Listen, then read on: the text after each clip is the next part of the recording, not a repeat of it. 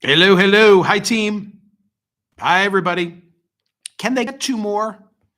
Can they get two more? That is the Thursday poll question in a nutshell. The more expanded version, will will two more Republicans join Representatives Massey, Mace, Boebert, and Green in supporting the Democratic effort to release all the DOJ Epstein Maxwell investigation files? Michael, that is a mouthful. Please explain. I will in a moment. But first, let me remind everybody tonight, under the lights and across the nation on NBC, the pro football regular season kickoff from here in Philly. The Birds back and now an 8.5-point fave hosting Dallas. The over-under 47.5. Bet more than the score. Bet touchdowns, players, passing, rushing yards, and more. And then this Sunday, Detroit is a 2.5-point underdog on the road at Green Bay. My team at BetParks and the Play Gun Lake online sportsbook and casino, they've got you covered with an amazing offer to start the new season. It expires tonight. By the way, I just got in on it. Where is my phone? My phone is out of arm's reach, but I got in on it, and it works like this. It's the BetParks and Play Gun Lake $25,000 kickoff. Thank you, TC. Yeah, let me just see if I can switch on to BetParks. Oh, okay. Here I am. There I am. You can see if you're watching on YouTube that I'm logged into my account, and I've already placed my wager. This is the way that it works. The BetParks and Play Gun Lake $25,000 kickoff giveaway, the only sportsbook that I ever use and recommend, new and existing. I'm an existing BetParks and Play Gun Lake users. Place a $25 wager on the pro football Thursday night opener between the Birds and Dallas. You're automatically entered to win a share of the $25,000 in bonus bets from the team at BetParks and Play Gun Lake. Go to BetParks and Play Gun Lake. They've got all the terms and conditions, and winners will be announced tomorrow. Hopefully, I'll be announcing my own name. It's the $25,000 kickoff giveaway. Get some skin in the game. Have some fun. You got to be 21 and in Pennsylvania, New Jersey, Maryland, or Michigan. Gambling problem, call 1-800-GAMBLER.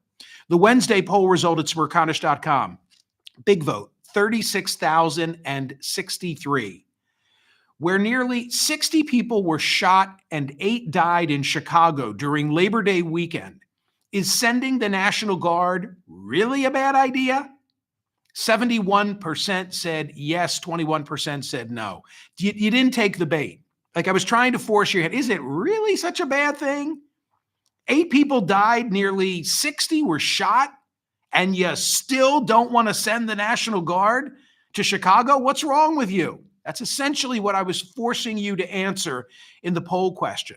There's an interesting update insofar as President Trump is now saying, you know what?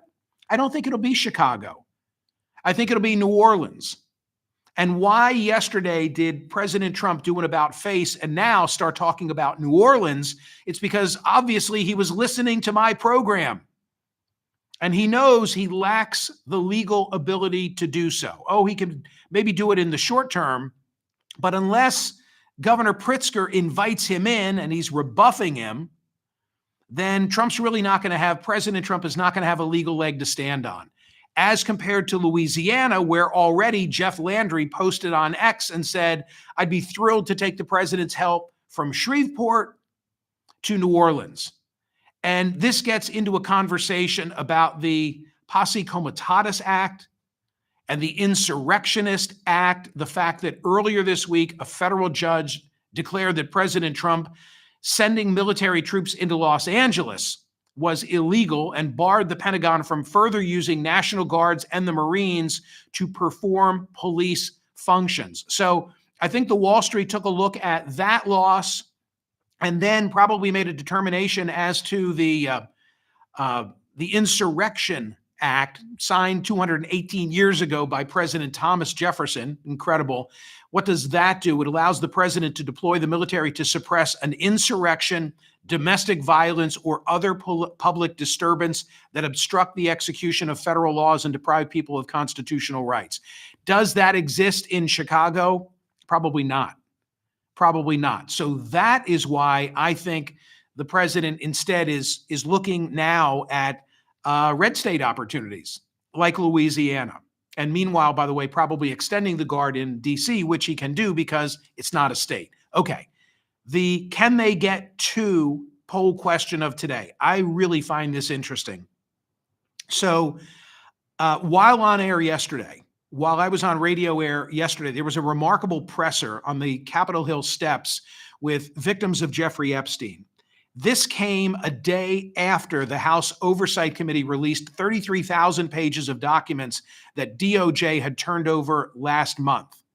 But Republican, got to stress this, Republican Representative Thomas Massie says, we've already seen all those documents. We want everything put into the public domain. And what was most unusual yesterday were the strange bedfellows, because you had, Ro Khanna and Thomas Massie. You had 200, you will have presumably 218 Democrats and Marjorie Taylor Greene and Lauren Boebert and Nancy Mace. I mean, some of the better known GOP flamethrowers are lining up with the Democrats. And meanwhile, President Trump has said this whole thing is a Democratic hoax. It's a Democrat hoax that never ends, he said. From what I understand, I could check, but from what I understand, thousands of pages of documents have been given. It's a Democrat hoax because they're trying to get people to talk about something that's totally irrelevant to the success that we've had as a nation since I've been president. So the White House is making clear that they view this as a hostile act.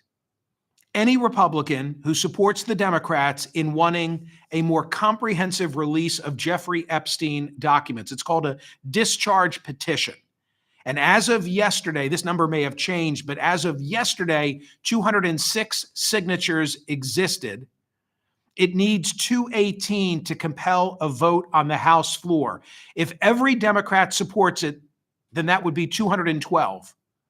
So they need 6 Republicans, and they're too shy. The question is, and this is what I'm asking today at Smerconish.com, given the heat from yesterday and the momentum that the White House hoped would dissipate back when Speaker Johnson adjourned a day early, remember that, for the summer recess 6 or 7 weeks ago. Based on yesterday and the momentum, are they going to get 2 more? Can they get 2 individuals among the GOP ranks to support Massie and Mace and Boebert and Greene, and therefore break this logjam and cause a release of all the Epstein documents? That is what I'm asking.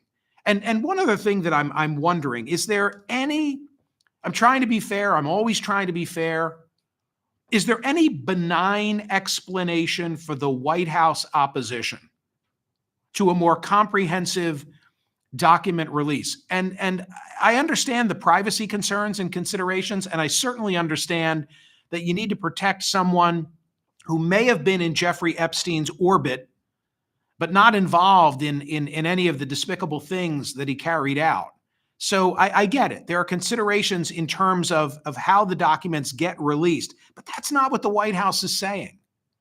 Instead, they're saying it's a hostile act if you go along with Massie and Ro Khanna. I don't know of any concern that's legitimate to say, don't produce all that information.